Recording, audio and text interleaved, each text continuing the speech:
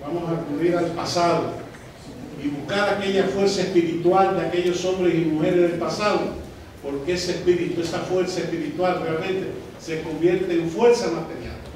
Se convierte en fuerza material de nuestros jóvenes, como explicaba la compañera, en fuerza material de acudir y aquella disposición de enfrentar cualquier obstáculo que se atraviese delante de nuestra revolución. Y acudimos, y lo voy a mencionar, a unas palabras de Carlos Marx, que los historiadores y todos debemos tener presente, que le escribió en su libro El 18 Brumario, el Brumario de Luis Bonaparte, cuando dijo: los hombres hacen su propia historia, pero no la hacen a su libre arbitrio, bajo circunstancias elegidas por ellos mismos, sino que existen y les han sido legadas por el pasado. Las tradiciones de todas las generaciones muertas oprimen como una pesadilla el cerebro de los vivos, y cuando aparentan dedicarse precisamente a transformarse y a transformar las cosas, a crear algo nunca visto en estas épocas de crisis revolucionaria, es precisamente cuando conjuran temerosos en su auxilio los espíritus del pasado. Toman prestado, y nosotros vamos a tomar prestado, sus nombres, sus consignas de guerra, su ropaje, para con ese disfraz de vejez venerable y ese lenguaje representar una nueva escena de la historia universal. Estas palabras de Karl Marx realmente están presentes, están latentes, forman parte realmente de nuestro ideario revolucionario. Y José Martí, el apóstol de la Revolución Cubana, expresó: el espíritu de los muertos, fíjense cuánta similitud con Carlos Marx, el espíritu de los muertos pasa a alentar el alma de los vivos. De amar las glorias pasadas se sacan fuerza para adquirir las glorias nuevas. Lo pasado es la raíz de lo presente. Ha de saberse bien lo que fue, porque lo que fue está en lo que es. Y a partir de aquí nosotros podemos definir, bueno, ¿por qué realmente la historia se convierte en un arma poderosa en esta guerra? Y yo diría no la historia, yo diría la memoria histórica, porque la historia ya pasó, la historia está ahí, ocurrió tal y como es. El problema está en la memoria histórica. ¿Qué memoria histórica conformamos nosotros? ¿Qué memoria histórica? Es la gran diferencia que hay para nosotros entre historia y memoria histórica. Historia es lo que sucedió, pero la memoria es lo que nosotros hemos sido capaces de hurgar en la historia, recogerla y traerla al presente. Y traerla al presente y que forme parte de la memoria de la sociedad. Hay muchos científicos, investigadores, historiadores que han planteado que quien domina la memoria histórica domina la sociedad.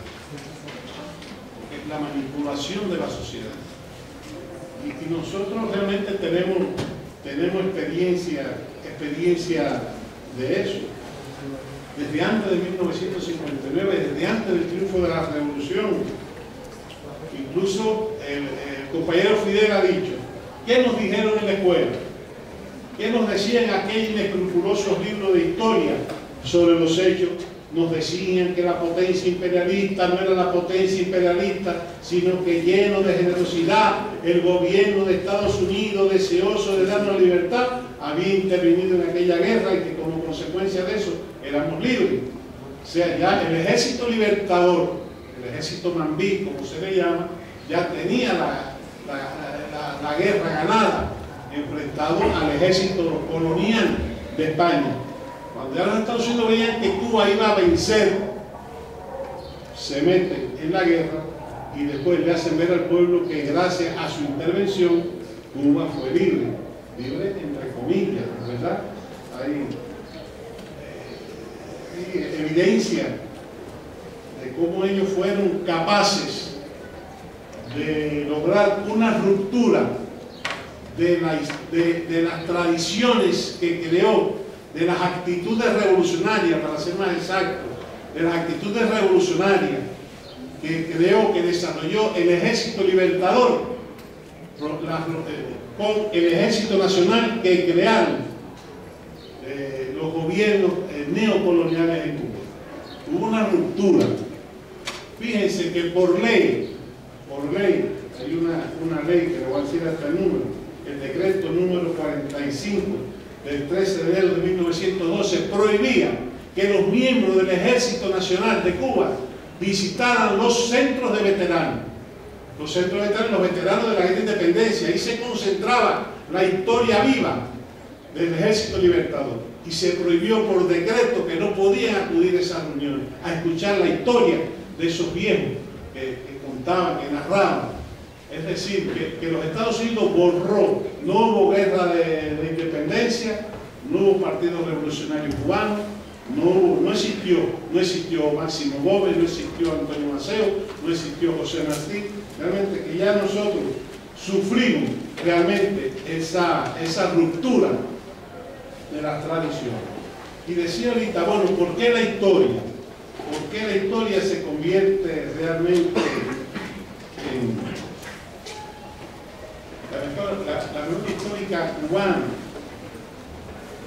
conserva el nacional, los paradigmas de las generaciones actuales y futuras, los ejemplos y las lecciones de nuestros antepasados, nuestros símbolos patrios, como la bandera, el himno, el escudo y muchas fechas del calendario nacional, que son fechas efemérides que se han convertido precisamente en emblemas, como uno es el 1 de enero, que es el triunfo de la revolución, el 24 de febrero, el inicio de la Segunda Guerra de Independencia, el 26 de julio. Es decir, hay un grupo de efemérides que ya son símbolos, que usted solamente con decir 26 de julio y ya usted percibe en su memoria el asalto al cuartel Moncada, el asalto al cuartel Carlos Manuel de Céspedes en Bayamo. Son fechas símbolos de la Revolución Cubana.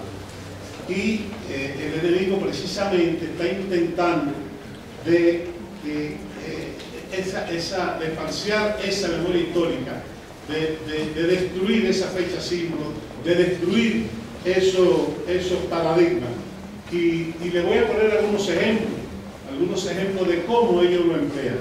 Por ejemplo, el desmontaje histórico a través de los soportes culturales, en especial del cine y la literatura, han sido armas perennes para la maquinaria política y cultural norteamericana. Puedo citar cualquiera de las versiones de la película El Álamo, quizás ustedes la hayan visto, El Álamo, para que aprecien a los invasores colonos tejanos como víctimas y a los soldados mexicanos como villanos crueles e inescrupulosos. El talento de Walt Disney, un verdadero genio del cine, fue utilizado por el imperio para introducir en sus filmes discursos y símbolos políticos anticomunistas. La industria del cine estadounidense ha tergiversado históricamente la historia de Cuba. 3 ejemplos infames son Mensaje a Calixto García, donde aparece un teniente viviendo una aventura en la guerra de independencia de Cuba que nunca vivió, y un general, Calixto García, agradeciéndole al gobierno de los Estados Unidos su intervención en Estados Unidos. Falso por completo. Están tratando de desvirtuar, ¿verdad?, la memoria histórica. La película Santiago, protagonizada por Alan Ladd y Rosana Palestá, hace años de esto, donde aparece en 1898 José Martí viviendo en un palacio con esclavos negros en Haití. O más cercana en la fecha, la película Che, protagonizada por el actor egipcio Omar Sharif, financiada, asesorada y producida por la CIA, a solo 2 años del asesinato del guerrillero peruano. Nuestros enemigos, repito, reitero, luchan por borrar de la memoria de los cubanos los ejemplos de la lucha de nuestro pueblo.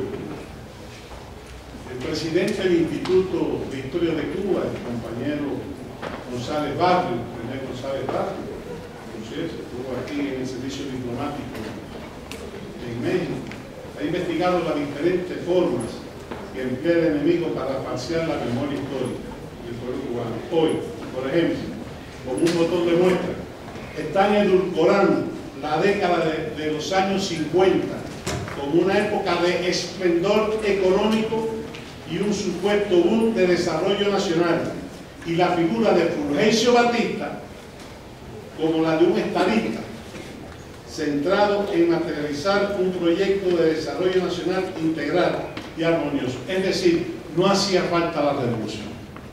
Están tratando de borrar a los jóvenes que la revolución no hacía falta, que fue un error, porque Cuba en esos años era un país floreciente. Yo no sé qué florecimiento, porque yo vivía en esa época y yo sé cómo yo vivía y cómo vivían mis vecinos, ¿no? El terrorista de origen cubano Carlos Alberto Montaner, que es todo un ídolo de la intelectualidad contrarrevolucionaria por allá por Miami, expresó hace un año nada más que había que desmontar la historia de la revolución cubana. Y en una conferencia de cerca de 2 horas tergiversó a su antojo lo que la ciencia histórica ha construido a lo largo de muchos años, o sea, con documentos, con testimonios, con fotografías, con todos los elementos que emplea la historia para llegar a resultados finales. Él allí 2 horas hablando de mentira en este lugar. Idealizan el pasado capitalista, reescriben nuestra guerra de independencia, sobrevaloran los artistas e intelectuales cubanos que marcharon al exilio tras el triunfo de la revolución, colocan libros en la red escritos por Batista o de Batista, de personeros civiles y militares de la neocolonia republicana, traidores a la revolución y estudiosos enemigos de esta. Escriben de Martí, de Gómez, de la guerra de independencia y de los héroes de llamado exilio cubano. Los héroes para ellos son los mercenarios que nos invadieron en el año 61 a Cuba. A todos los capturamos presos, a todito, y entonces ahora allá ellos, por la libertad de ellos, los Estados Unidos tuvieron que pagar una indemnización, quizá la primera vez que Estados Unidos se ve obligado a pagar una indemnización por los daños materiales que ocasionó esa invasión, porque iban a hacer, mandó 1.200 hombres y no lo iba a recuperar. Le entregamos los 1.200, pero tuvieron que pagar por primera vez. Fue la primera gran derrota del imperialismo norteamericano en Cuba y fue también la primera vez y única, creo, porque no conozco de ningún otro momento que los Estados Unidos hayan tenido que pagar una indemnización por los daños que hacen por ahí bombardeando por todos esos países. Wikipedia y Encarta se han convertido en fuentes de consulta cada vez más frecuentes de estudiantes y profesores, quienes después llevan a las aulas los errores y tergiversaciones que ésta promueve. Por ejemplo, al referirse a Camilo Cienfuegos, un héroe de la Revolución cubana, después de elogiar su figura, de manera que parece tomada por una obra escrita desde la Revolución, concluyen afirmando, dejan caer, al margen de la versión oficial existen numerosos rumores sobre los hechos que rodean a la muerte de Cienfuegos. La mayoría de ellos apuntan a un asesinato ordenado por Fidel Castro. Vaya, eso es increíble. Una burda falsedad. Del Che, de manera idéntica, tras resaltar su imagen, lo estigmatizan como responsable de fusilamientos masivos, afirmando que murió en Bolivia abandonado por la revolución. Entonces hablan de ellos muy bien, pero después dejan caer esa cosa. La propia Wikipedia, al mencionar a los impulsores de la revolución, menciona a Fidel, a Raúl, a Che, a Camilo, a Almeida y a Hugo Hermato.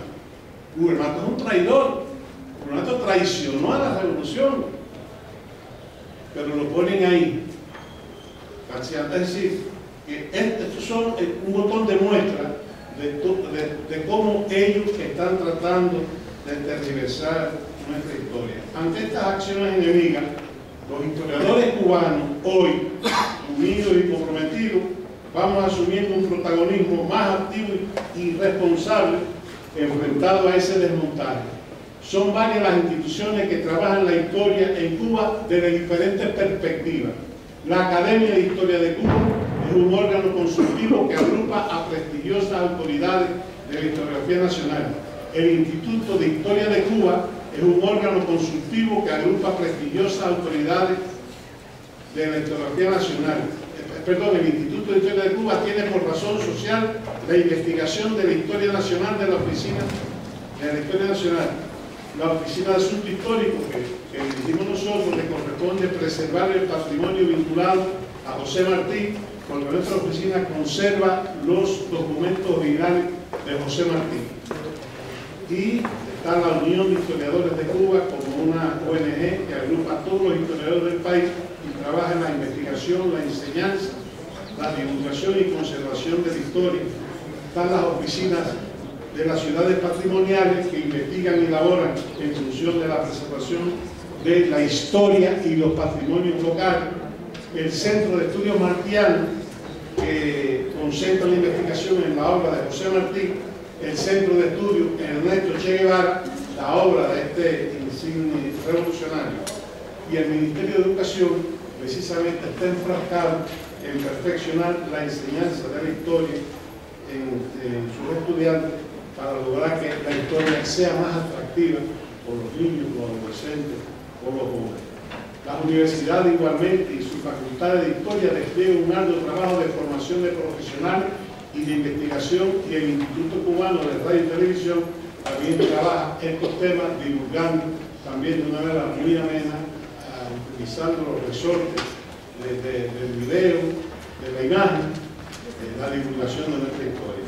Estas fuerzas que investigan, enseñan, divulgan y conservan la memoria histórica, hemos tomado como hilo conductor de la educación de nuestro pueblo la definición de historia hecha por el compañero Fidel.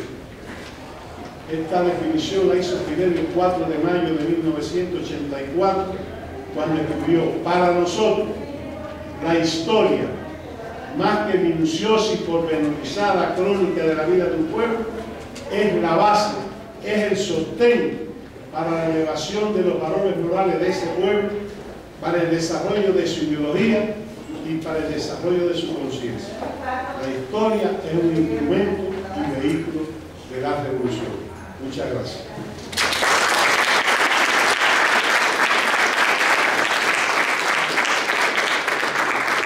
Le agradecemos al doctor Eugenio Suárez su participación y vamos a dar la palabra al doctor Jorge Hernández Martínez para que nos comparta su visión sobre las relaciones Estados Unidos-Cuba. Él es profesor investigador titular de enseñanza superior, sociólogo y politólogo, miembro del grupo de trabajo sobre Estados Unidos del Consejo Latinoamericano de Ciencias Sociales, autor de numerosas publicaciones y trabajos de investigación, y es director del Centro de Estudios Hemisféricos sobre Estados Unidos de la Universidad de La Habana. Tiene usted la palabra, doctor Jorge.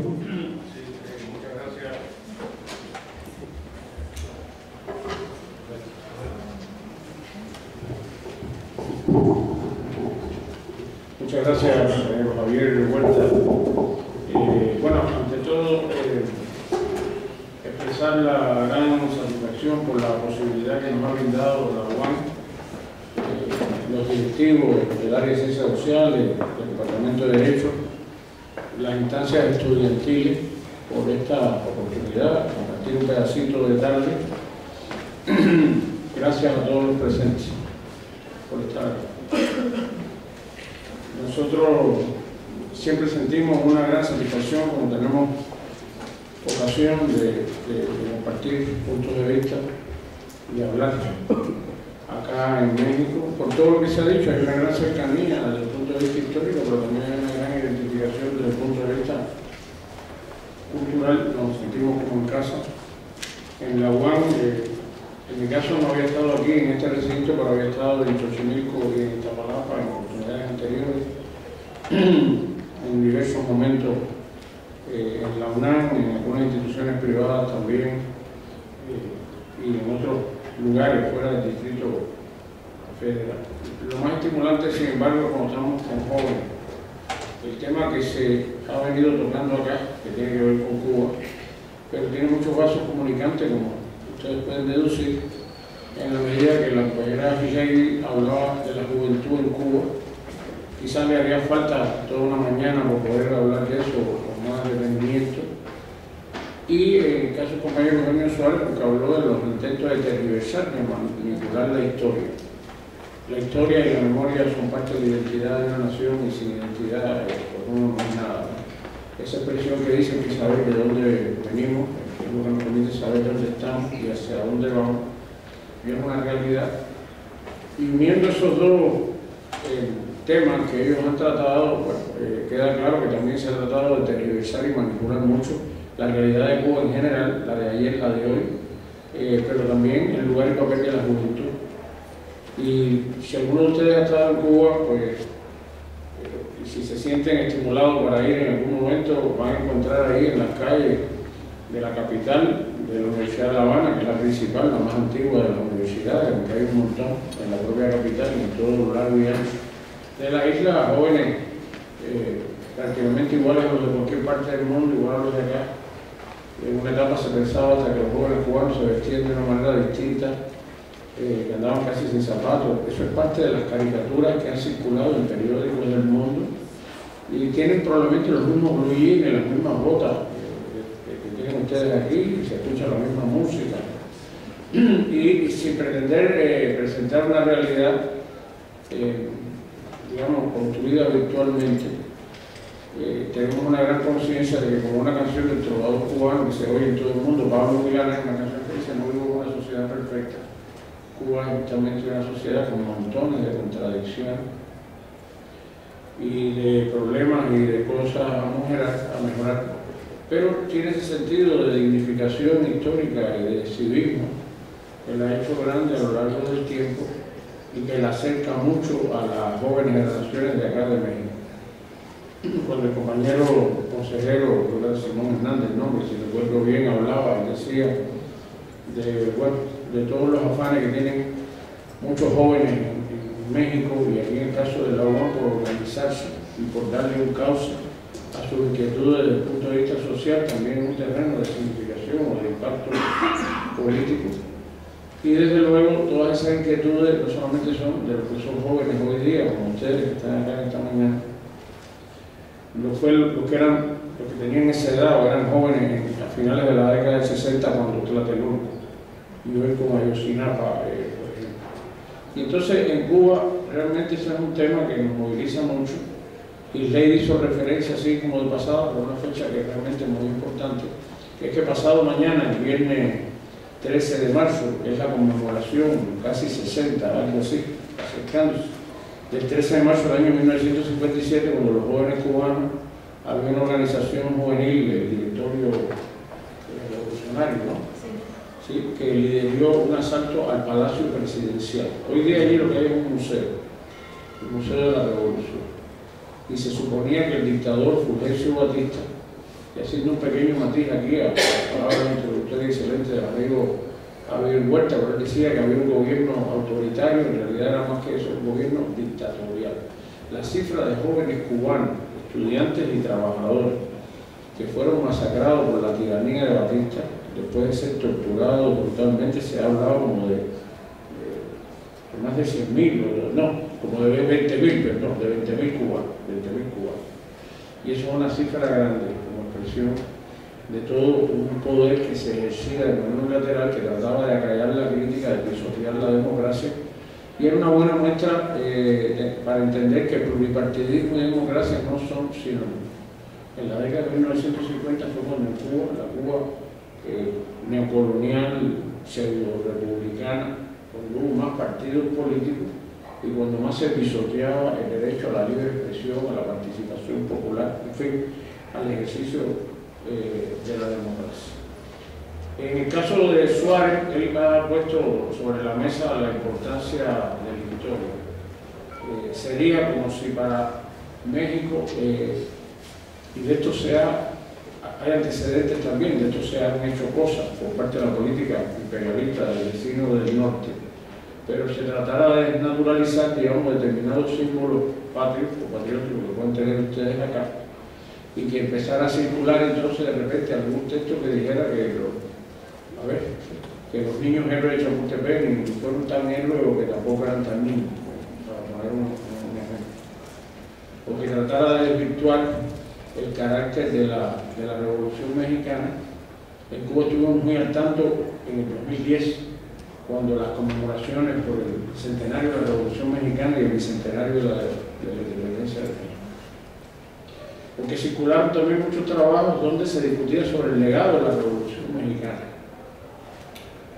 Un estudioso serio como Arnaldo Córdoba, que tiene un pequeño gran libro, un alumno me dijo que la profesor, pero es un librito, y no, un librito parece que es algo peyorativo, despectivo, un pequeño gran libro que se llama La formación del poder político en México, pero él interpreta a veces, desde nuestro punto de vista, modestamente un poco limitado, porque le ponen un calificativo de que es un proceso populista, y había de eso, pero había de mucho más.